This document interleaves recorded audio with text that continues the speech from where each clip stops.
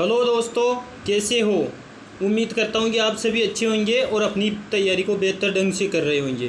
तो मैं आपका भाई हरदयाल चौधरी आपके लिए लेकर आया हूँ दिल्ली पुलिस प्रैक्टिस सेट 4। तो दोस्तों, ये पेपर सेट आपको एग्ज़ाम की दृष्टि से बहुत महत्वपूर्ण होने वाला है और इस एग्ज़ाम पेपर सेट को ज़रूर देखना दोस्तों, बीच में से नहीं छोड़ना, क्योंकि इसमें महत्वपूर्ण इंपॉर्टेंट प्रश्न है जिसमें से 2-3 क्वेश्चन किसी न किसी शिफ्ट में फिक्स आएंगे। तो वो ये पेपर उस तरीके से बनाया गया है कि आपके एग्ज़ाम में इनमें से क्वेश्चन पूछे जाए। तो चलो बिना टाइम लिए चलते हैं क्वेश्चन नंबर 1 पे। तो चलो दोस्तों, क्वेश्चन नंबर 1, भारत की प्रथम नदी घाटी परियोजना कौन सी थी। 1 दामोदर घाटी परियोजना, 2 भाखड़ा नांगल बांध परियोजना, 3 पेरियार बांध परियोजना, 4 इनमें से कोई नहीं।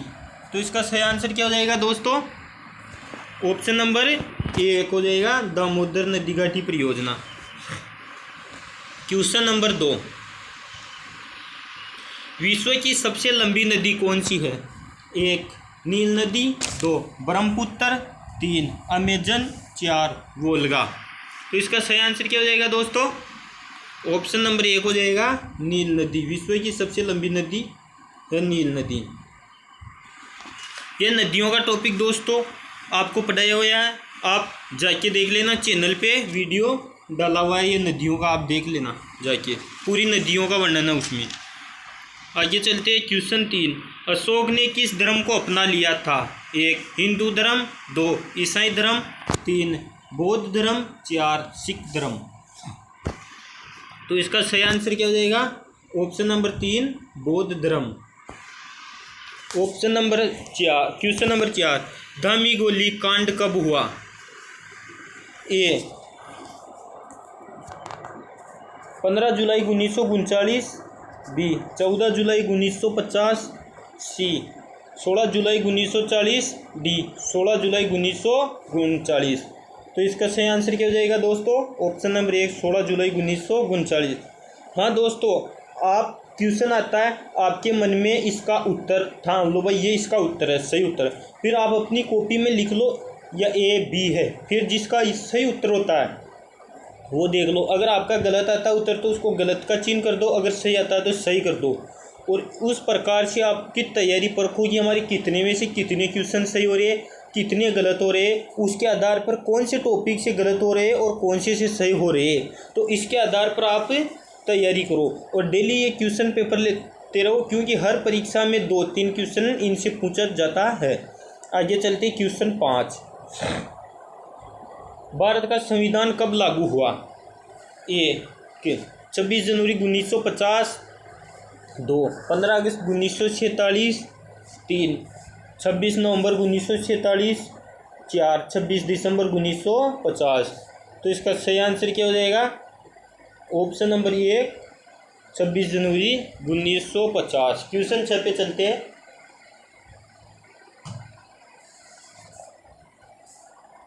क्वेश्चन 6, भारत की संविधान का संरक्षक कौन है। 1 उच्चतम न्यायालय, 2 राष्ट्रपति, 3 प्रधानमंत्री, 4 इनमें से कोई नहीं। तो इसका सही आंसर क्या हो जाएगा, इसका सही आंसर हो जाएगा दोस्तों, ऑप्शन नंबर 1 उच्चतम न्यायालय। क्वेश्चन 7, राष्ट्रीय महिला आयोग अधिनियम किस वर्ष संसद द्वारा पारित किया गया। 1 1996, 2 1991, 3 1990, 4 1993। तो इसका सही आंसर क्या हो जाएगा दोस्तों, option number 3 1990। Question 7। Question 8, motor गाड़ियों से निकलने वाली गैस कौन सी है। 1 CO2, 2 SO2, 3 O2।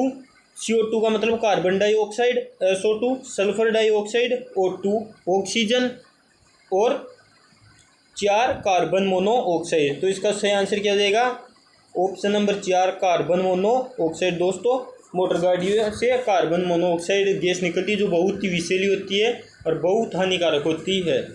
क्वेश्चन 9, सोने की शुद्धता को किस में परिभाषित किया जाता। 1 कैरेट, 2 डेसिबल, 3 किलोग्राम, 4 लीटर। तो इसका सही आंसर बताओ दोस्तों।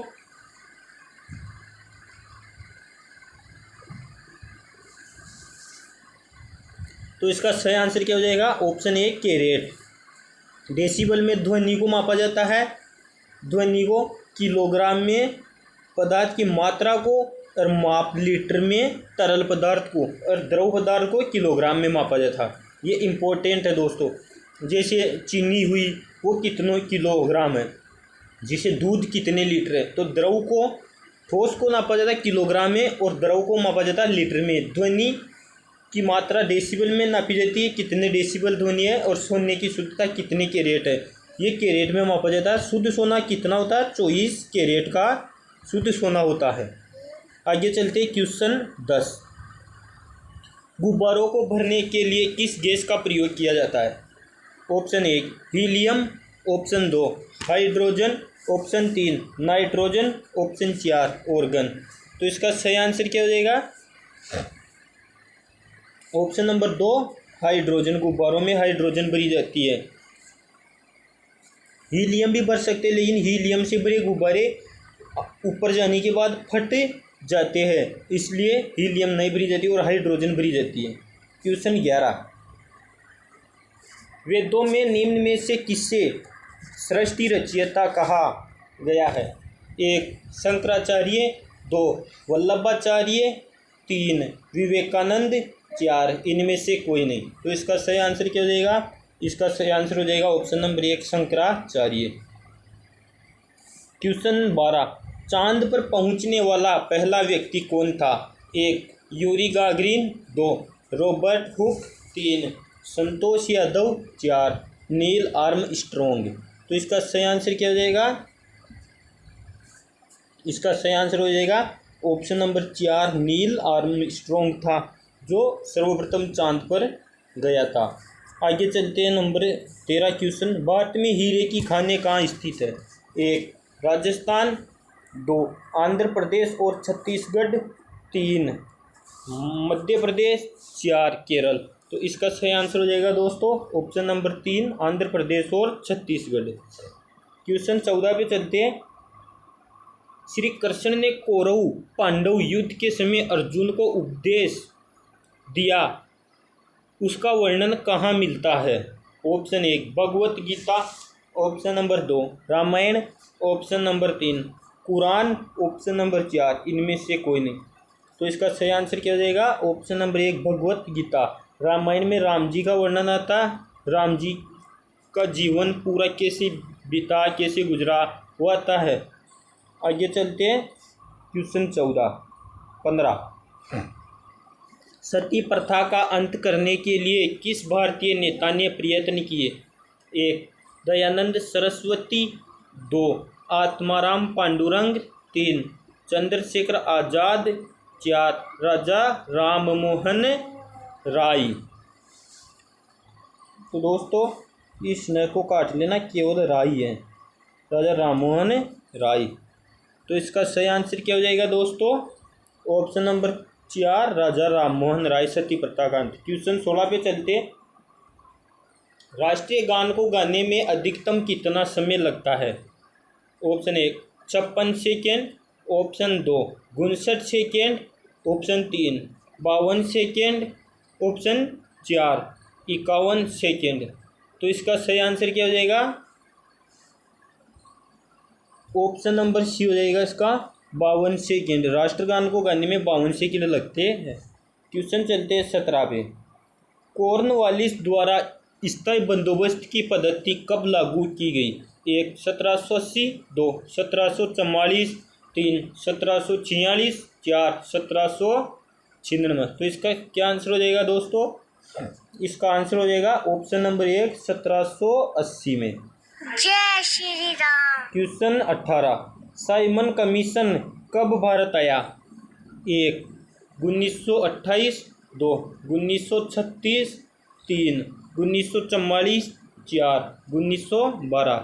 तो इसका सही आंसर हो जाएगा दोस्तों ऑप्शन नंबर 1 1928। आगे चलते हैं क्वेश्चन 19।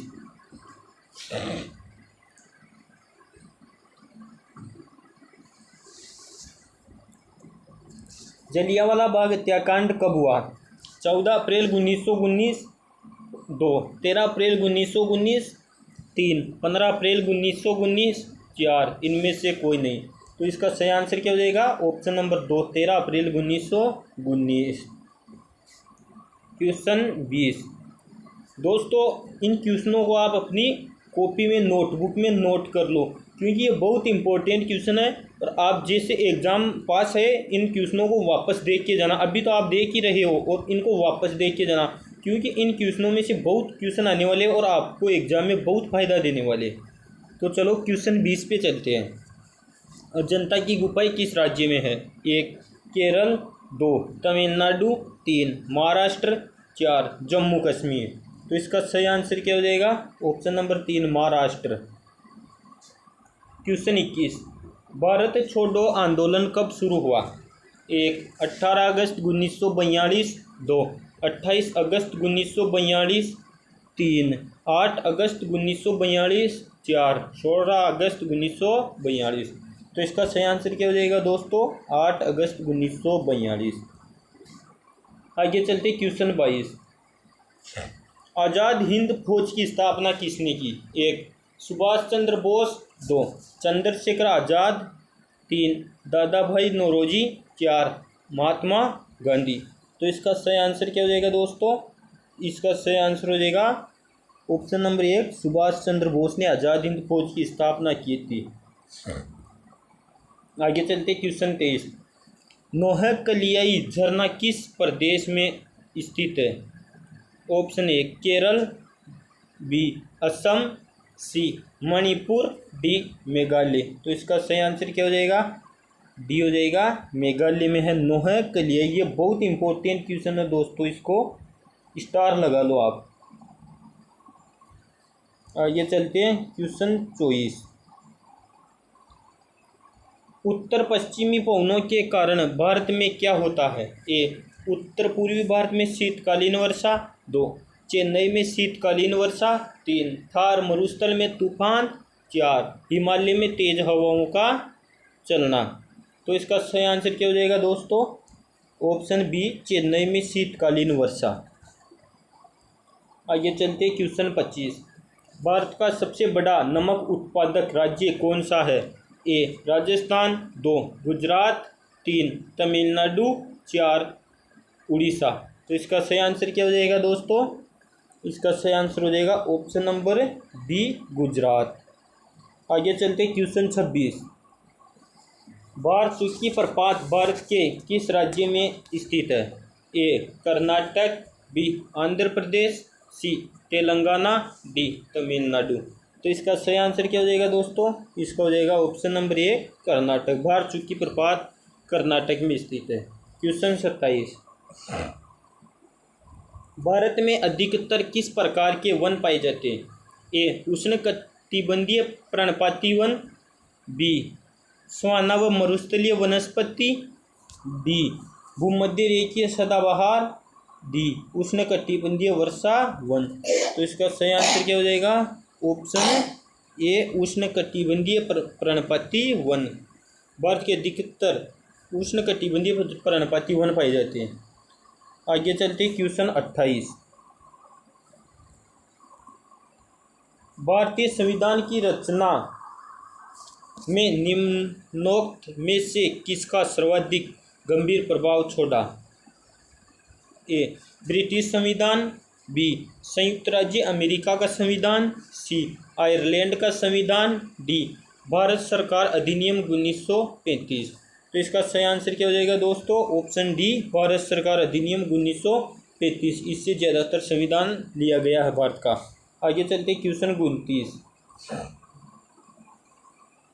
जुलाई 1946 में स्थापित संविधान सभा के सदस्यों में निम्नलिखित में से कौन शामिल नहीं था? 1 डॉक्टर राजेंद्र प्रसाद, बी के एम मुंशी, 3 महात्मा गांधी, 4 अबुल कलाम आज़ाद। तो इसका सही आंसर क्या हो जाएगा दोस्तों? ऑप्शन नंबर 1 महात्मा गांधी नहीं थे सदस्यों में। आगे चलते क्वेश्चन 30। भारत की संविधान सभा गठित करने का आधार क्या था? ए भारतीय राष्ट्रीय कांग्रेस का प्रस्ताव, 2 कैबिनेट मिशन प्लान 1946। 3 भारतीय स्वतंत्रता अधिनियम 1947। 4 भारतीय डोमिनियन के प्रांतीय या राज्य विधानमंडलों के प्रस्ताव। तो इसका सही आंसर क्या हो जाएगा दोस्तों? इसका सही आंसर हो जाएगा option B cabinet mission plan 1946। आगे चलते हैं क्वेश्चन 31।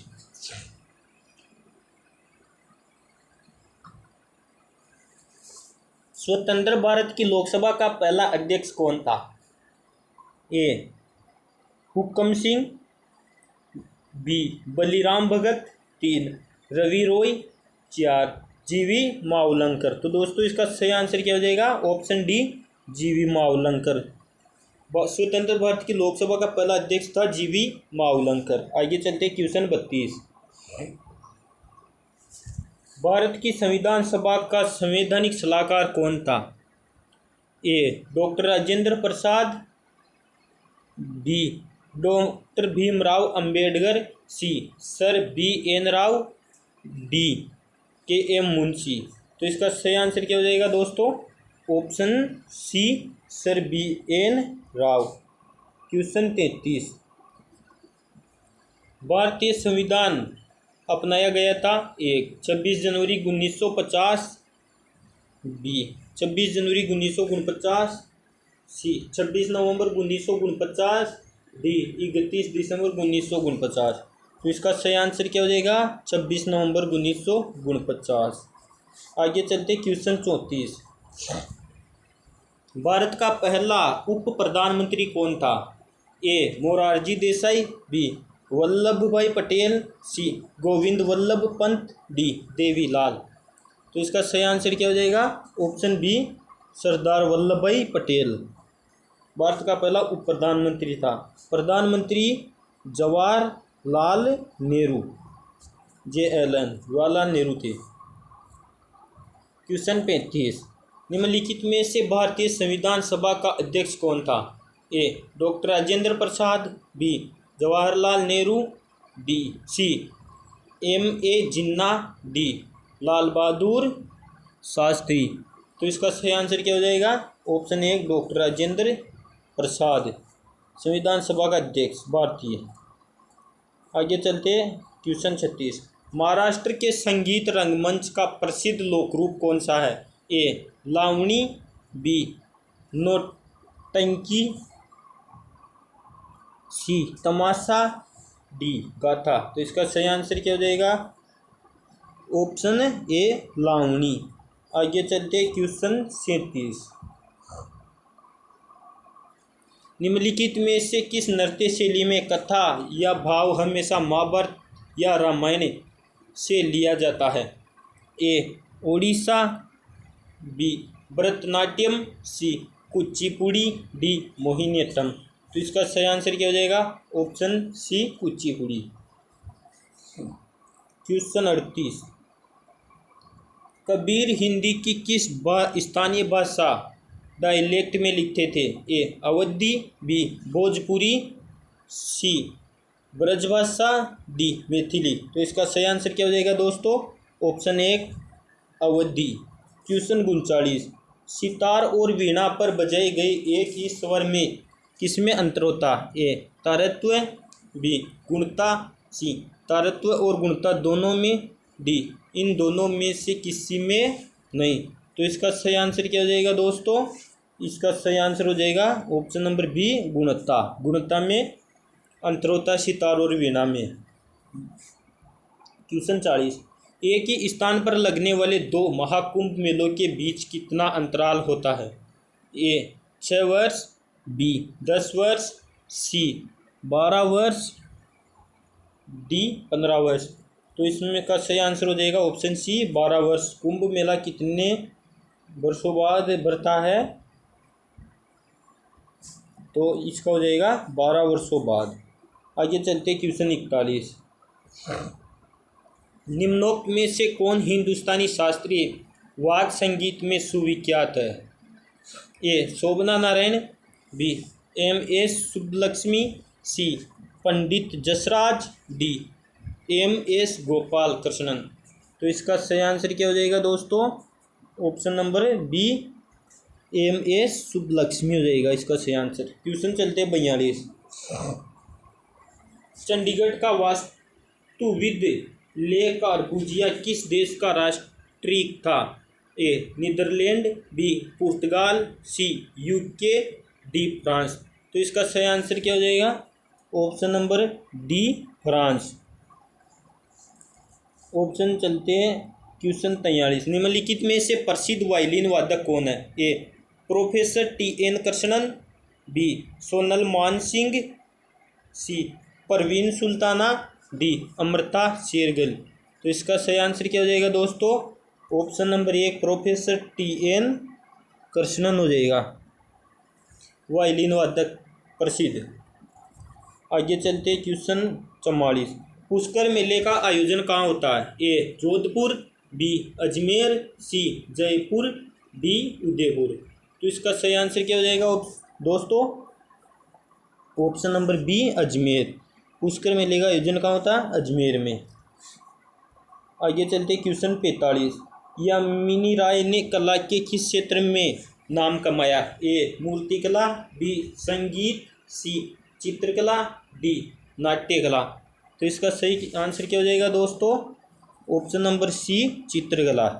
आगे चलते क्वेश्चन 46। कौन सा देश नाटो का 31वां सदस्य बना? A Finland, B Sweden, C Japan, D Brazil. ये दोस्तों करंट के क्वेश्चन आ गए। तो इसमें क्या हो जाएगा? क्वेश्चन 46 में ऑप्शन हो जाएगा ए फिनलैंड। फिनलैंड ने अभी नाटो का 31वां सदस्य बनने का गौरव प्राप्त किया है। आगे चलते क्वेश्चन 47। वाराणसी के किस उत्पाद को हाल ही में GI टैग प्रदान किया गया? ए बनारसी पान, बी बनारसी लंगड़ा आम, सी ए और बी दोनों, डी इनमें से कोई नहीं। तो इसका सही आंसर क्या हो जाएगा? बनारसी पान को भी GI टैग मिला है और बनारसी लंगड़ा आम को भी GI टैग मिला है।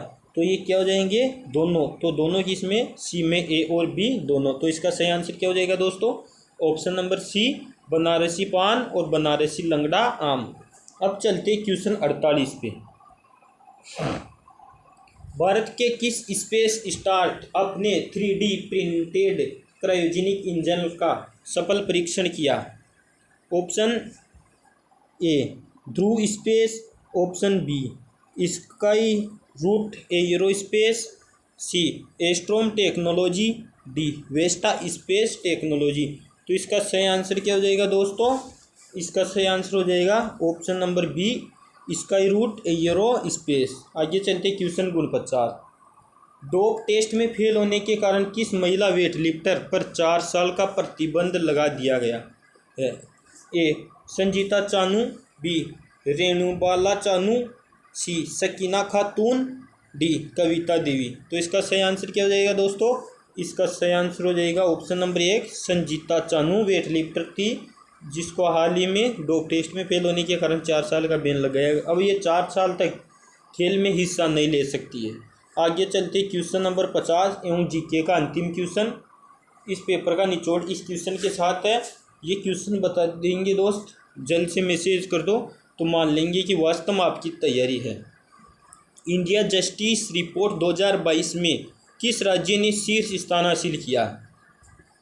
ए कर्नाटक, बी उत्तर प्रदेश, सी महाराष्ट्र, डी तमिलनाडु।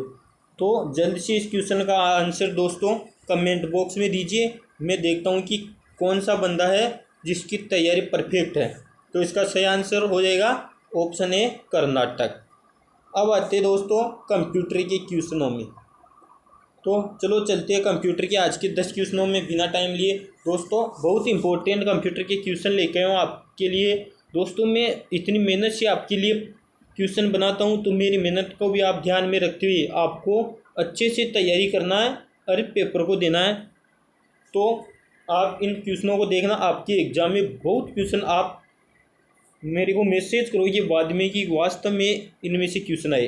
तो चलते क्वेश्चन 1।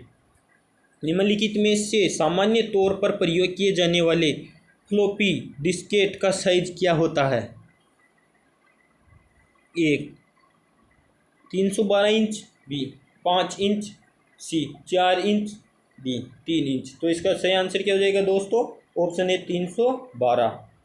आगे चलते क्वेश्चन 2। विज्ञान और टेक्नोलॉजी उपक्रम एंटरप्रेन्योरशिप पार्कों में निम्नोक्त में से किसका स्थान नहीं है? ए प्रशिक्षण, बी प्रशिक्षण एवं अंकशोधन, सी प्रौद्योगिकी विकास, डी उपक्रम चालकों के लिए धन एकत्रित करना। तो इसका सही आंसर क्या हो जाएगा? उपक्रम चालकों के लिए धन एकत्रित करना। आगे चलते हैं क्वेश्चन नंबर 3 पे।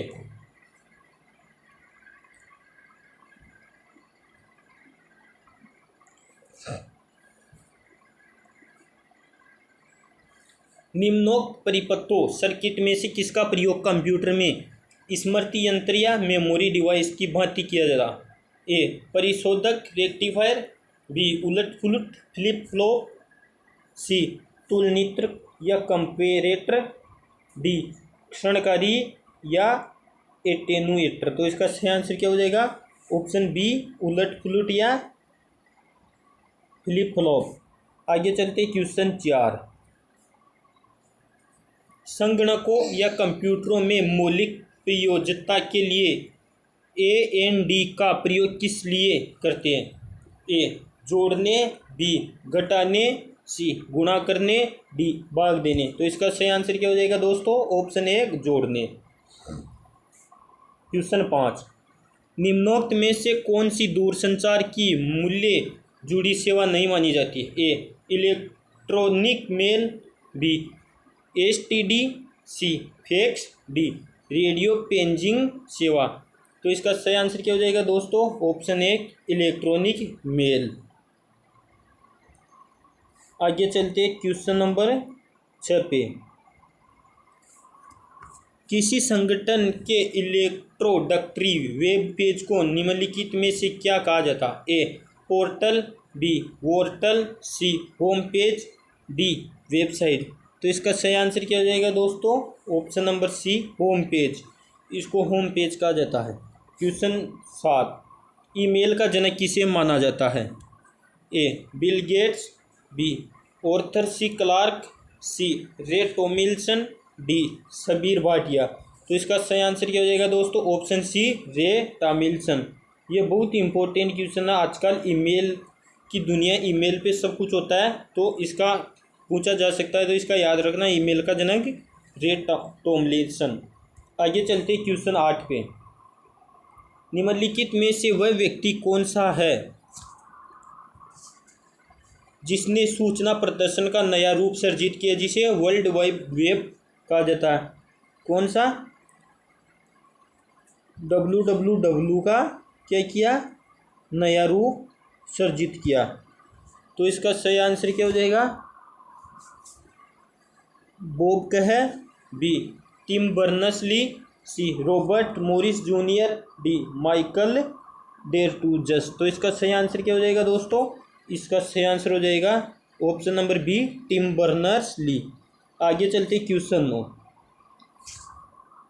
पहली कंप्यूटर भाषा कौन सी विकसित की गई? ए कोबोल, बी बेसिक, सी फोरट्रॉन, डी पास्कल। तो इसका सही आंसर क्या हो जाएगा दोस्तों? ऑप्शन सी फोरट्रॉन भाषा पहली कंप्यूटर भाषा विकसित की गई थी। आगे चलते क्वेश्चन 10 एवं आज के क्वेश्चन पेपर का अंतिम क्वेश्चन। तो दोस्तों इसका आप खुद को आंसर देना है, फिर मैं बताऊंगा। देखते हैं कि आप कितने बच्चे इसका आंसर दे जाते हैं और कैसी आपकी तैयारी है। तो चलो आज के अंतिम क्वेश्चन पे। डिस्क पर भंडारण हेतु डाटा फाइल का आकार छोटा करने के लिए उसके संसाधन को क्या कहते हैं? ए प्रवर्धन, बी न्यूनीकरण, सी संपीड़न, डी विरलन। तो इसका सही आंसर दीजिए दोस्तों, मैं इंतज़ार करता हूँ। तो इसका सही आंसर क्या हो जाएगा? ऑप्शन डी विरलन। तो ये था दोस्तों आज का क्वेश्चन पेपर, जिसमें बहुत इंपॉर्टेंट क्वेश्चन है। अब मिलते हैं नेक्स्ट क्वेश्चन पेपर में कल। तब तक के लिए गुड बाय, जय हिंद दोस्तों, नमस्कार।